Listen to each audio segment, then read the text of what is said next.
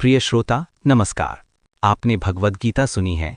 युद्धभूमि में खड़े अर्जुन को केवल युद्ध करने की प्रेरणा नहीं दी, बल्कि उसके भीतर चल रहे भय, मोह और भ्रम के अंधकार को ज्ञान के प्रकाश से मिटा दिया।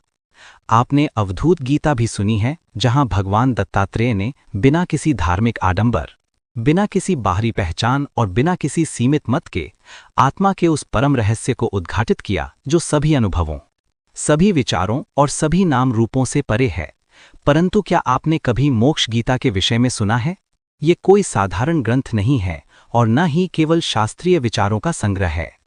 ये उस साधक के लिए है जिसने संसार को केवल भोगने की वस्तु नहीं, बल्कि समझने की पहेली मान लिया है। यह उस जिज्ञासु के लिए है जो यह प्रश्न करता है कि यदि सब कुछ बदल रहा है तो वह क्या है जो कभी नहीं बदलता? यदि शरीर नश्वर है, मन चंचल है, तो फिर वो अमर तत्व कौन सा है जिसे ऋषियों ने आत्मा, ब्रह्म और परम सत्य कहा? मोक्ष गीता इन्हीं प्रश्नों के उत्तर देती है। स्वामी शिवानंद ने इस अद्भुत ग्रंथ की रचना केवल ज्ञान देने के लिए नहीं की, बल्कि साधक को ज्ञान का प्रत्यक्ष अनुभव कराने के उद्देश्य से की। उन्होंने वेदांत, उपनिषदों और सनातन आध्यात्मिक परंपरा के गहनतम सत्य को अत्यंत सरल, स्पष्ट और साधना योग्य रूप में प्रस्तुत किया, ताकि कोई भी ईमानदार साधक केवल पढ़कर संतुष्ट न हो, बल्कि स्वयं उस सत्य की यात्रा पर निकल पड़े। इसीलिए मोक्ष गीता को केवल पढ़ा नहीं जाता, इसे भीतर उतारा जाता है। इसे केवल समझा नहीं जाता, इसे जिया जाता है। स्वामी शिवानंद कहते हैं, मोक्ष जन्म और मृत्यु के चक्र से मुक्ति तथा परम अमर आनंद की प्राप्ति है। मोक्ष ही मानव जीवन का अंतिम लक्ष्य है। लेकिन यहाँ एक अत्यंत सूक्ष्म बात समझने योग्य है। अधिकांश लोग मोक्ष को मृत्यु के बाद मिलने वाली किसी रहस्यमयी अवस्था के रूप में देखते हैं, जबकि वेदांत कहता है कि मोक्ष किसी भविष्य की घटना नहीं, बल्कि वर्तमान क्षण में अज्ञान के अंत का नाम है।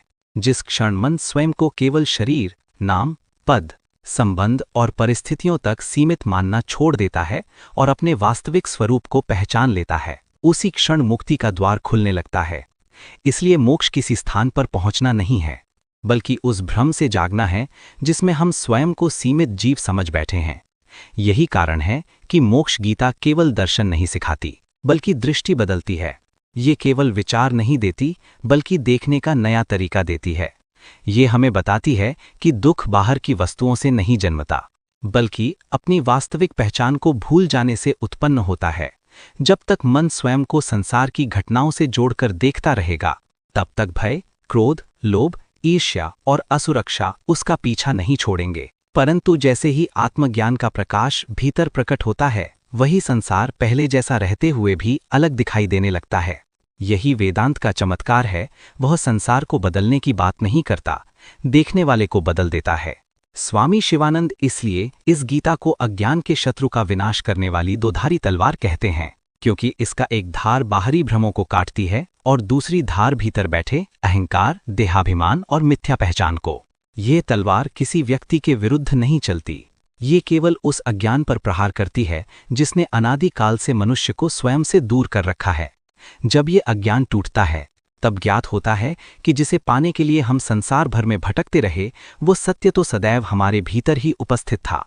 यही वह बिंदु है जहां मोक्ष गीता और भगवान दत्तात्रेय की अवधूत गीता एक दूसरे के अत्यंत निकट दिखाई देती हैं।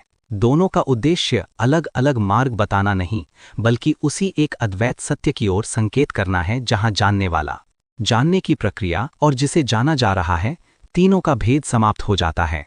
अवधूत गीता उस अनुभूति का निर्भीक उद्घोष है, जबकि मोक्ष गीता उस अनुभूति तक पहुंचने का व्यवस्थित मार्गदर्शन है।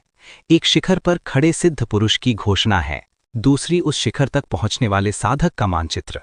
यही कारण है कि इन दोनों ग्रंथों का अध्ययन केवल बौद्धिक अभ्यास नहीं, बल्कि चेतना के विस्तार की यात्रा बन जाता है। और इसी यात्रा को स्वामी शिवानंद ने 12 अध्यायों में अत्यंत सुंदर ढंग से व्यवस्थित किया है।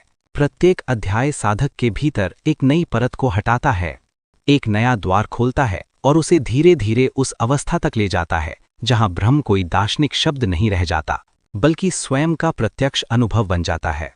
आज हम इन्हीं 12 अध्यायों की इस अद्भुत यात्रा पर चलेंगे। हम समझेंगे कि मोक्ष गीता में भगवान दत्तात्रेय की अद्वैत दृष्टि किस प्रकार सूक्ष्म रूप से प्रवाहित होती है, ये ग्रंथ अवधूत गीता से किस प्रकार जुड़ता है और कैसे इसका प्रत्येक अध्याय साधक को अज्ञान से ज्ञान, बंधन से स्वतंत्रता, सीमित अहंकार से अनंत ब्रह्म और मृत्यु के भय से अमर आत्मस्वरूप की पहचान तक पहुंचाने का दिव्य मार्ग प्रशस्त करता है। प्रिय श्रोता, स्वामी शिवानंद ने मोक्ष गीता की रचना सन 1949 में की, परंतु ये समझना अत्यंत आवश्यक है कि किसी ग्रंथ की रचना का समय उसके ज्ञान की आयु नहीं बताता। शब्द समय में जन्म लेते हैं, पर सत्य कभी जन्म नहीं लेता। ग्रंथ लिखे जाते हैं, पर जिन सत्यों को वे व्यक्त करते हैं वे न कभी उत्पन्न हुए, न कभी नष्ट होंगे। जैसे सूर्य प्रतिदिन उगता हुआ दिखाई देता है, जबकि वास्तव में वो हमारे लिए नया नहीं होता, उसी प्रकार मोक्ष गीता भी कोई नया दर्शन प्रस्तुत नहीं करती, बल्कि उसी सनातन सत्य को पुनः स्मरण कराती है जिसे उपनिषदों के ऋषियों ने देखा, जिसे भगवान दत्तात्रेय ने अवधूत गीता में निर्भीकता से उद्घोषित किया, जिसे आदि शंकराचार्य ने अद्वैत वेदांत के रूप में स्थापित किया और जिसे प्रत्येक सिद्ध पुरुष अपने अनुभव से प्रमाणित करता आया है। इसलिए मोक्ष गीता का वास्तविक महत्व उसके लिखे जाने के वर्ष में नहीं, बल्कि उसके भीतर धड़कते उस शाश्वत ज्ञान में है जो हर युग, हर देश और हर साधक के लिए समान रूप से प्रासंगिक है। समय बदलता है, सभ्यताएं बदलती हैं, मनुष्य की बाहरी जीवन शैली बदलती है, लेकिन मन का भय, मोह, अहंकार, इच्छा और असंतोष आज भी वही है जो हजारों वर्ष पहले था। इसलिए आत्मज्ञान की आवश्यकता भी आज उतनी ही है जितनी प्राचीन काल में थी। यही कारण है कि मोक्ष गीता किसी विशेष युग के लिए नहीं, बल्कि हर उस व्यक्ति के लिए है जिसने कभी स्वयं से यह प्रश्न पूछा हो, मैं वास्तव में कौन हूं। इस गीता का पहला अध्याय भी इसी प्रश्न से प्रारंभ होता है। यहाँ साधक संसार से भागकर गुरु के पास नहीं जाता, बल्कि संसार को भली भांति जी लेने के बाद उसके वास्तविक स्वरूप को समझने की प्यास लेकर पहुंचता है। उसने सुख खोजे, सम्मान खोजा, संबंध बनाए, उपलब्धियां अर्जित की, इच्छाओं का पीछा किया, फिर भी भीतर कोई रिक्तता बनी रही। धीरे धीरे उसे अनुभव होने लगा कि बाहरी वस्तुएं मन को कुछ समय के लिए प्रसन्न तो कर सकती हैं, परंतु स्थायी शांति नहीं दे सकती। यही आंतरिक बेचैनी उसके जीवन की सबसे बड़ी कृपा बन जाती है, क्योंकि जब तक मनुष्य संसार से पूरी तरह संतुष्ट होने का भ्रम पालता रहता है, तब तक वह सत्य की खोज नहीं करता। आध्यात्मिक यात्रा अक्सर तब प्रारंभ होती है जब मन स्वीकार कर लेता है कि जिन चीजों में वह पूर्णता खोज रहा था वे स्वयं अपूर्ण हैं। इसी अवस्था में साधक ब्रह्मनिष्ठ गुरु की शरण में पहुंचता है। यहाँ गुरु केवल कोई विद्वान व्यक्ति नहीं है जो शास्त्रों का ज्ञान रखता हो। ब्रह्मनिष्ठ गुरु वह है जिसने ज्ञान को केवल पढ़ा नहीं, बल्कि अपने अस्तित्व में जी लिया है, जिसने मन की सीमाओं को पार कर अपने वास्तविक स्वरूप का प्रत्यक्ष अनुभव कर लिया है, जिसकी दृष्टि अब देह, जाति, नाम, पद और व्यक्तित्व की सीमाओं में बंधी नहीं रहती। ऐसा गुरु शिष्य को नया विश्वास नहीं देता, बल्कि उसके भीतर छिपे हुए सत्य का दर्पण बन जाता है। वो शिष्य को कोई नई पहचान नहीं देता, बल्कि झूठी पहचानों को हटाने में सहायता करता है। यही भारत की गुरु शिष्य परंपरा का वास्तविक उद्देश्य रहा है। गुरु ज्ञान का निर्माता नहीं होता, वह केवल उस आवरण को हटाता है जिसने ज्ञान को ढंक रखा है। यही परंपरा भगवान दत्तात्रेय की अवधूत गीता में भी स्पष्ट रूप से दिखाई देती है। दत्तात्रेय किसी जटिल साधना या कठिन अनुष्ठान से शुरुआत नहीं करते, वे सीधे साधक के सबसे बड़े भ्रम पर प्रहार करते हैं। वे कहते हैं, तुम पहले से ही मुक्त हो, तुम्हें वास्तव में न जन्म हुआ है, न मृत्यु होगी, न तुम कभी बंधे थे, न तुम्हें मुक्त होने की आवश्यकता है। पहली दृष्टि में यह वचन अत्यंत विरोधाभासी प्रतीत होता है, क्योंकि हमारा प्रत्यक्ष अनुभव तो इसके विपरीत दिखाई देता है। हम स्वयं को जन्म लेते हुए देखते हैं, वृद्ध होते हैं और मृत्यु से डरते हैं। तब दत्तात्रेय ऐसा क्यों कहते हैं? क्योंकि वे शरीर की नहीं, आत्मा की बात कर रहे हैं। शरीर जन्म लेता है और नष्ट होता है, मन विचारों के साथ बदलता रहता है, अहंकार परिस्थितियों के अनुसार अपना रूप बदलता है, लेकिन जो इन सब परिवर्तनों का साक्षी है वही आत्मा है, वही ब्रह्म है, वही हमारा वास्तविक स्वरूप है। बंधन केवल इस भूल का नाम है कि हमने स्वयं को शरीर और मन मान लिया है। मुक्ति इस भूल के समाप्त हो जाने का नाम है। इसलिए दत्तात्रेय का संदेश यह नहीं है कि साधना व्यर्थ है, बल्कि यह है कि साधना किसी नई वस्तु को प्राप्त करने के लिए नहीं, बल्कि उस मिथ्या अज्ञान को हटाने के लिए है जिसने सत्य को छिपा रखा है। मोक्ष गीता इसी गहन सत्य को अत्यंत व्यवस्थित ढंग से प्रस्तुत करती है। जहां अवधूत गीता अनुभूति की गर्जना है, बीशोशी खाने खुसुर अवस्त्र हैं, वहीं मोक्ष गीता उस अनुभूति तक पहुंचने का क्रमबद्ध मार्ग है। ये साधक को धीरे धीरे तैयार करती है ताकि उसका मन उस परम सत्य को ग्रहण करने योग्य बन सके। यही कारण है कि इसके 12 अध्याय किसी दार्शनिक पुस्तक के अध्याय नहीं, बल्कि चेतना के 12 सोपान हैं। प्रत्येक अध्याय साधक के भीतर जमे हुए किसी भ्रम को तोड़ता है, किसी आसक्ति को ढीला करता है, किसी भय को समाप्त करता है और निकट ले जाता है। दोनों गीताओं का मूल स्वर अद्वैत वेदांत है। ब्रह्म के अतिरिक्त कुछ भी स्वतंत्र सत्ता नहीं रखता। ब्रह्म ही एकमात्र सत्य है। जगत और जीव उसी सत्य के ऊपर पड़े अज्ञान के आवरण के कारण अलग अलग प्रतीत होते हैं। इसका अर्थ ये नहीं कि संसार दिखाई नहीं देता, बल्कि यह कि संसार की स्वतंत्र और अंतिम सत्ता नहीं है। जैसे स्वप्न जागने पर समाप्त हो जाता है, जैसे रस्सी को अंधेरे में सांप समझ लिया जाता है, वैसे ही अज्ञान के कारण ब्रह्म में अनेकता का अनुभव होता है। ज्ञान का उदय होते ही वही अनेकता उसी एक अद्वैत सत्य में विलीन दिखाई देने लगती है। इसी अनुभूति को भगवान दत्तात्रेय इन शब्दों में व्यक्त करते हैं, अहं आत्मा निराकार असर्वव्यापी स्वभावत, अर्थात मैं आत्मा हूँ, मेरा कोई आकार नहीं है, मैं स्वभाव से ही सर्वव्यापी हूँ। ये केवल एक सुंदर श्लोक नहीं, बल्कि आत्म साक्षात्कार की घोषणा है। जब साधक इस वाक्य को केवल पढ़ना छोड़कर अपने भीतर अनुभव करने लगता है, तब उसके लिए समस्त जीवन बदलने लगता है। तब वह स्वयं को सीमित व्यक्ति के रूप में नहीं, बल्कि अनंत चेतना की अभिव्यक्ति के रूप में देखने लगता है। मोक्ष गीता का प्रत्येक अध्याय इसी एक महावाक्य को अलग अलग दृष्टिकोण से खोलता है, ताकि अंततः साधक केवल यह न कहे कि मैं आत्मा हूँ, बल्कि उसे ये सत्य अपने प्रत्यक्ष अनुभव में उतना ही स्पष्ट हो जाए जितना अभी उसे अपना शरीर दिखाई देता है। यही मोक्ष गीता का वास्तविक उद्देश्य है, यही दत्तात्रेय के अद्वैत का हृदय है, और यही वह ज्ञान है जो मनुष्य को बंधन के स्वप्न से जगाकर उसकी शाश्वत, असीम और दिव्य प्रकृति का बोध कराता है। श्रोता, मोक्ष गीता के 12 अध्याय केवल किसी पुस्तक के 12 भाग नहीं हैं, बल्कि वे साधक की चेतना के क्रमिक विकास के 12 पड़ाव हैं। ये यात्रा बाहर से भीतर की यात्रा है, अज्ञान से ज्ञान की यात्रा है, सीमित व्यक्तित्व से असीम आत्मा तक की यात्रा है। प्रत्येक अध्याय पिछले अध्याय की नींव पर खड़ा है और साधक को धीरे धीरे उस अंतिम अनुभूति तक ले जाता है जहां खोजने वाला, खोज और खोज का विषय तीनों एक हो जाते हैं। यही कारण है कि मोक्ष गीता को केवल पढ़ना पर्याप्त नहीं है, इसे अपने जीवन में उतरने देना पड़ता है। जैसे बीज धीरे धीरे वृक्ष बनता है, वैसे ही साधक भी इन 12 अध्यायों के माध्यम से अपने भीतर छिपे ब्रह्मस्वरूप को पहचानने लगता है। आइए अब इस अद्भुत आध्यात्मिक यात्रा के प्रत्येक सोपान को गहराई से समझते हैं। पहला अध्याय है सत्य की खोज।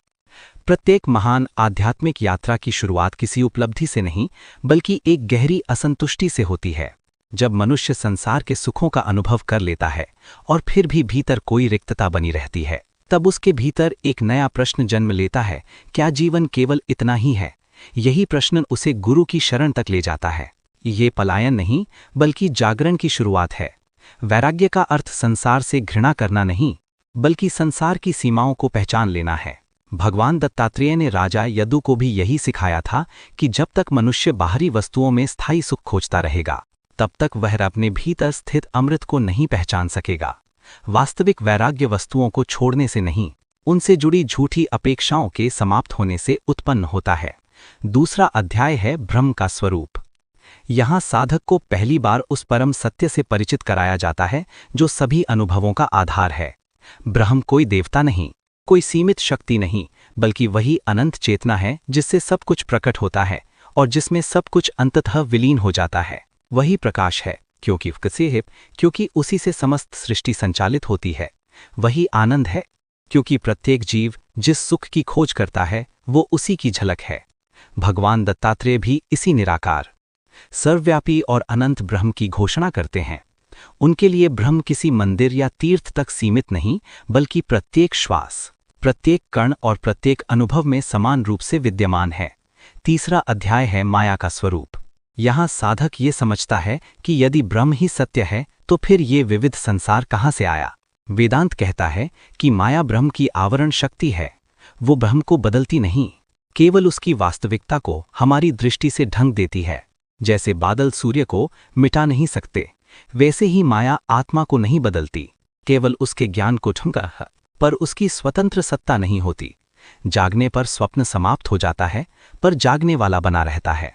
उसी प्रकार आत्मज्ञान होने पर संसार का अनुभव नष्ट नहीं होता, पर उसकी वास्तविकता का भ्रम समाप्त हो जाता है। चौथा अध्याय है अविद्या का स्वरूप। माया सार्वभौमिक शक्ति है, जबकि अविद्या व्यक्तिगत अज्ञान है। यही अविद्या जीव को ये विश्वास दिलाती है कि वो शरीर है, मन है, करता है और भोग करने वाला है। इसी से भय उत्पन्न होता है, क्योंकि शरीर नश्वर है। इसी से लोभ उत्पन्न होता है, क्योंकि मन कभी संतुष्ट नहीं होता। इसी से अहंकार उत्पन्न होता है, क्योंकि व्यक्ति स्वयं को दूसरों से अलग मानता है।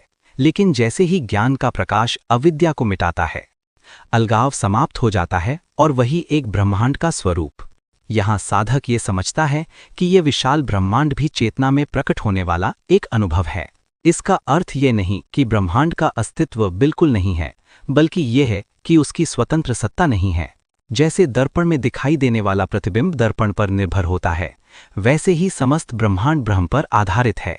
दत्तात्रेय मृग तृष्णा का उदाहरण देकर बताते हैं कि दूर से दिखाई देने वाला जल वास्तविक प्रतीत होता है, पर निकट पहुंचने पर उसका भ्रम समाप्त हो जाता है।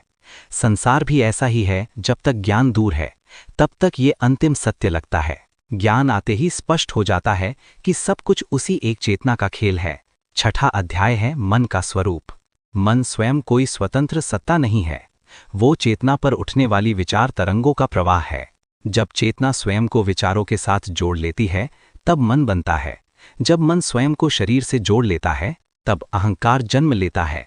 इसलिए मन ही बंधन का कारण है और मन ही मुक्ति का साधन भी बन सकता है।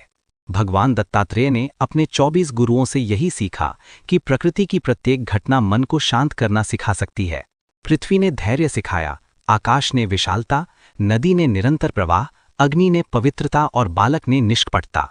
इसका अर्थ ये है कि जो जागरूक है, उसके लिए संपूर्ण सृष्टि गुरु बन जाती है।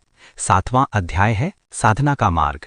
यहाँ वेदांत 3 मुख्य साधनों का निर्देश देता है: श्रवण, मनन और निदिध्यासन। पहले सत्य को गुरु से सुनो, फिर उस पर गंभीर चिंतन करो और अंततः उसी सत्य में निरंतर स्थित रहो। केवल सुन लेना पर्याप्त नहीं, केवल सोच लेना भी पर्याप्त नहीं, जब तक साधना अधूरी है। दत्तात्रेय की संपूर्ण शिक्षा भी अंततः इन्हीं 3 सीढ़ियों पर आधारित है। 8वां अध्याय है अज्ञान और ज्ञान। अज्ञानी वह नहीं जो अधिक पुस्तकें नहीं पढ़ता है, ज्ञानी वह नहीं जो केवल शास्त्रों का ज्ञाता हो, बल्कि वो है जिसने अपने भीतर ये प्रत्यक्ष अनुभव कर लिया हो कि अहं ब्रह्मास्मि, मैं वही अनंत चेतना हूँ। इस अनुभव के बाद जीवन की दिशा बदल जाती है, क्योंकि अब व्यक्ति संसार में रहता है, पर संसार उसके भीतर नहीं रहता।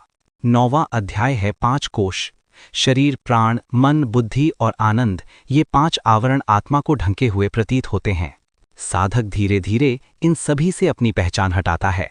वो समझता है कि शरीर मेरा है, पर मैं शरीर नहीं हूँ। विचार मेरे हैं, पर मैं अनुभवों से भी परे हूँ।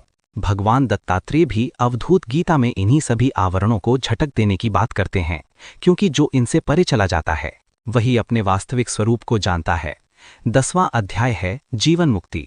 ये वेदांत की सबसे अद्भुत अवधारणाओं में से एक है। मुक्ति मृत्यु के बाद मिलने वाली कोई अवस्था नहीं, बल्कि जीवित रहते हुए अपने वास्तविक स्वरूप में स्थित हो जाना है। जीवन मुक्त संसार को देखता है, लोगों से मिलता है, पर भीतर उसकी चेतना कभी ब्रह्म से अलग नहीं होती। उसके लिए सब कुछ उसी एक चेतना की अभिव्यक्ति है। 11वां अध्याय है ब्रह्म उपदेश।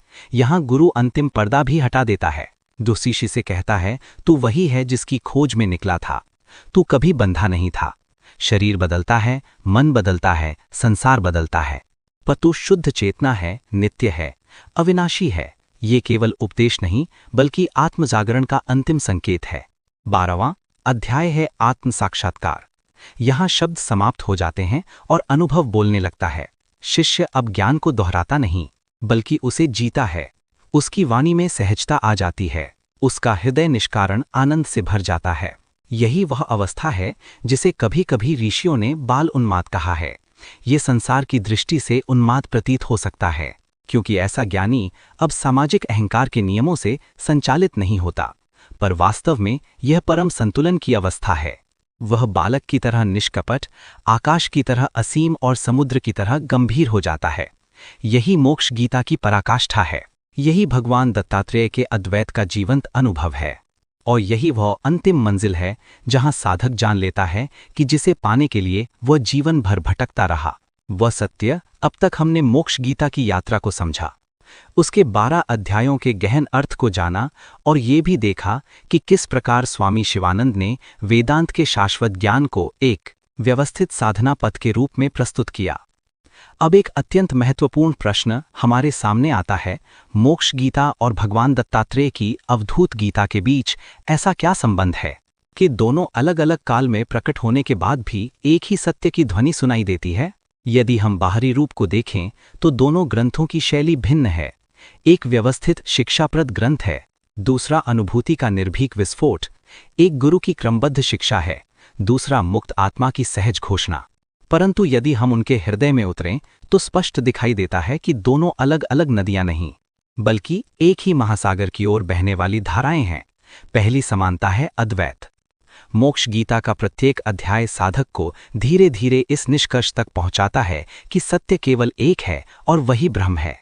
जो अनेकता दिखाई देती है वह दृष्टि की सीमा है, सत्य की नहीं। भगवान दत्तात्रेय इसी निष्कर्ष को किसी तर्क या प्रमाण से सिद्ध नहीं करते, बल्कि उसे अपने प्रत्यक्ष अनुभव के रूप में प्रकट करते हैं। उनके लिए अद्वैत कोई दार्शनिक मत नहीं, बल्कि अस्तित्व का स्वाभाविक अनुभव है। जब वे कहते हैं कि मैं निराकार हूं, सर्वव्यापी हूं, तब वे कोई कल्पना नहीं कर रहे होते हैं जिसमें मैं और तुम, ये और वह, जीव और ईश्वर का समस्त विभाजन विलीन हो चुका होता है। अद्वैत का अर्थ ये नहीं कि संसार को नकार दिया जाए, बल्कि ये कि संसार की प्रत्येक वस्तु में उसी एक चेतना का दर्शन हो। जब ये दृष्टि जागती है तब द्वेष का स्थान करुणा ले लेती है, भय का स्थान निर्भयता और अलगाव का स्थान एकत्व। यही मोक्ष गीता और अवधूत गीता का प्रथम और सबसे मूल संदेश है। दूसरी समानता है मुक्ति का लक्ष्य। मोक्ष गीता स्पष्ट कहती है कि मानव जीवन का सर्वोच्च उद्देश्य जीवन मुक्ति है, अर्थात ऐसा जीवन जिसमें व्यक्ति शरीर के रहते हुए भी भीतर से पूर्णतः स्वतंत्र हो जाए। यह स्वतंत्रता परिस्थितियों से नहीं, बल्कि पहचान से आती है। जब मनुष्य स्वयं को शरीर नहीं, शुद्ध चेतना जान लेता है, तब संसार का कोई भी परिवर्तन उसकी आंतरिक शांति को नहीं छीन सकता। भगवान दत्तात्रेय इस सत्य के जीवंत प्रतीक हैं। वे किसी आश्रम, किसी सामाजिक पद या किसी बाहरी व्यवस्था से अपनी पहचान नहीं बनाते। वे अवधूत हैं, अर्थात वह जो सभी सीमित पहचानों को झाड़ चुका है। उनका संपूर्ण जीवन यह घोषणा करता है कि मुक्ति किसी भविष्य की उपलब्धि नहीं, बल्कि वर्तमान में अपने वास्तविक स्वरूप में स्थित हो जाने का नाम है। इसलिए मोक्ष गीता जीवन मुक्ति का सिद्धांत देती है और दत्तात्रेय उसी सिद्धांत का चलता फिरता प्रमाण बन जाते हैं। तीसरी समानता है गुरु की महिमा। मोक्ष गीता बार बार कहती है कि ब्रह्मनिष्ठ गुरु के बिना आत्मज्ञान का मार्ग अत्यंत कठिन है, क्योंकि मन स्वयं अपने भ्रमों को पहचान नहीं सकता। गुरु वो है जो शिष्य को नया सत्य नहीं देता, बल्कि उसके भीतर है जीवन इस शिक्षा को और भी अद्भुत बना देता है। उन्होंने केवल एक गुरु से नहीं सीखा, उन्होंने पृथ्वी, आकाश, वायु, अग्नि, जल, मधुमक्खी, अजगर, समुद्र, बालक, वेश्या, पिंगला और प्रकृति के अनेक रूपों सहित 24 गुरुओं से शिक्षा ग्रहण की। इससे वे ये बताते हैं कि जो वास्तव में जिज्ञासु है, उसके लिए समस्त सृष्टि गुरु बन जाती है। परंतु यही दत्तात्रेय स्वयं आदिगुरु भी हैं, क्योंकि वे उस अंतिम ज्ञान का प्रतिनिधित्व करते हैं जहां गुरु और शिष्य का भेद भी समाप्त हो जाता है। गुरु अंततः हमें अपने भीतर स्थित गुरु तक पहुंचा देता है। चौथी समानता है मन की चंचलता। मोक्ष गीता मन को अविद्या का उपकरण कहती है। मन स्वयं बुरा नहीं है, परंतु जब वह स्वयं को वास्तविक मान लेता है, तब बंधन उत्पन्न होता है। मन निरंतर अतीत और भविष्य के बीच दौड़ता रहता है, इच्छाओं और भय के जाल बुनता रहता है, और इसी कारण आत्मा का शांत प्रकाश उसमें प्रतिबिंबित नहीं हो पाता। भगवान दत्तात्रेय ने अपने 24 गुरुओं से मन को दबाने की नहीं, बल्कि उसे समझने की शिक्षा ली। उन्होंने देखा कि प्रकृति कहीं भी व्यर्थ संघर्ष नहीं करती। आकाश सबको स्थान देता है, नदी रुकती नहीं, अग्नि आस्क नहीं होती, समुद्र सीमाओं में रहकर भी अपनी गहराई नहीं खोता। ये सब मन को सिखाने वाली शिक्षाएं हैं। मन का नियंत्रण बलपूर्वक नहीं होता, वह जागरूकता से शांत होता है। जब साधक साक्षी बन जाता है, तब मन स्वयं अपना उचित स्थान ग्रहण कर लेता है। पांचवी समानता है ब्रह्म का स्वरूप। मोक्ष गीता ब्रह्म को सच्चित आनंद कहती है।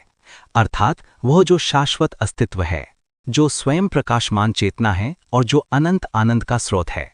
ये आनंद किसी घटना का परिणाम नहीं, बल्कि आत्मा का स्वभाव है। संसार के सुख आते जाते रहते हैं, पर आत्मानंद कभी समाप्त नहीं होता।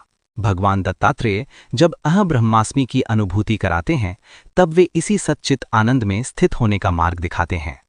ये कोई बौद्धिक घोषणा नहीं, बल्कि उस अवस्था का वर्णन है जहां साधक को यह स्पष्ट हो जाता है कि जिसे वह बाहर खोज रहा था, वह सदैव उसके भीतर ही विद्यमान था। तब आनंद किसी उपलब्धि से नहीं आता, बल्कि अपने वास्तविक स्वरूप में विश्राम करने से प्रकट होता है। छठी समानता है साक्षात्कार की अनुभूति। मोक्ष गीता का अंतिम अध्याय उस अवस्था का वर्णन करता है जहां साधक आत्म साक्षात्कार के बाद सामान्य भाषा में अपने अनुभव को व्यक्त नहीं कर पाता। उसकी वाणी कभी गीत बन जाती है, कभी मौन, कभी हंसी, कभी आंसू। ये उन्माद मानसिक असंतुलन नहीं, बल्कि अहंकार के पूर्ण विसर्जन के बाद प्रकट होने वाला दिव्य उल्लास है। भगवान दत्तात्रेय के जीवन में भी यही बाल उन्माद दिखाई देता है। वे संसार की दृष्टि में असामान्य लग सकते हैं, क्योंकि वे समाज के बनाए हुए कृत्रिम नियमों से नहीं, बल्कि ब्रह्म की सहज लय से जीते हैं। वे बालक की तरह निष्कपट हैं, क्योंकि उनके भीतर कोई बनावट नहीं बची। वे उन्मत्त प्रतीत होते हैं, क्योंकि उनकी चेतना सीमित तर्कों की दीवारों को पार कर चुकी है। यही मुक्ति की चरम अवस्था है, पर संसार उसकी चेतना को बांध नहीं पाता। प्रिय श्रोता, आज हमने ये समझा कि मोक्ष गीता वास्तव में भगवान दत्तात्रेय के अद्वैत दर्शन का एक व्यवस्थित, विस्तृत और साधक केंद्रित रूप है। जहां अवधूत गीता अनुभूति की बिजली है, वहीं मोक्ष गीता आत्मजली तक पहुंचने का मार्ग है। जहां अवधूत गीता आत्मा का स्वच्छंद गीत है, वहीं मोक्ष गीता उसी गीत का अर्थ खोलने वाला शास्त्र है। एक हृदय की ज्वाला है, दूसरी बुद्धि का प्रकाश, पर दोनों का लक्ष्य एक ही है, मनुष्य को उसके वास्तविक स्वरूप का बोध कराना। दोनों हमें उसी एक सत्य की ओर ले जाते हैं जहां ब्रह्म के अतिरिक्त कुछ भी स्वतंत्र नहीं है। दोनों हमें उसी एक अवस्था की ओर ले जाते हैं, बल्कि जीवन का प्रत्यक्ष अनुभव बन जाती है। स्वामी शिवानंद कहते हैं कि मोक्ष गीता का गंभीर अध्ययन साधक के सभी संदेहों को समाप्त कर देता है और उसे आत्मचेतना के सत्य तक पहुंचा देता है। भगवान दत्तात्रेय कहते हैं, तुम पहले से ही मुक्त हो। तुम्हें किसी नए स्वरूप को प्राप्त नहीं करना, केवल अपने वास्तविक स्वरूप को पहचानना है। इन दोनों वचनों को यदि एक साथ देखा जाए तो उनका अर्थ अत्यंत स्पष्ट हो जाता है। अध्ययन मन को तैयार करता है और अनुभव सत्य को प्रकट करता है। ज्ञान मार्ग दिखाता है और अनुभूति मंजिल का प्रत्यक्ष दर्शन कराती है। इसलिए प्रिय श्रोता, अब यात्रा तुम्हारी है। यदि तुम किसकी दृष्टि से जीवन को देखना प्रारंभ करोगे, तो वही दिशा अनुभव में बदलने लगेगी। और जिस दिन ज्ञान और अनुभव एक हो जाएंगे, उस दिन मोक्ष तुम्हारे लिए कोई दार्शनिक विचार नहीं रहेगा, वह तुम्हारे अपने अस्तित्व का प्रत्यक्ष सत्य बन जाएगा। तब तुम जानोगे कि मुक्ति कहीं बाहर नहीं थी, वह सदैव तुम्हारे अपने हृदय की निःशब्द गहराइयों में तुम्हारी प्रतीक्षा कर रही थी। यही समस्त वेदांत का सार है, यही स्वामी शिवानंद का संदेश है, यही भगवान दत्तात्रेय की दिव्य घोषणा है। जय जय दत्तात्रेय, जय स्वामी शिवानंद।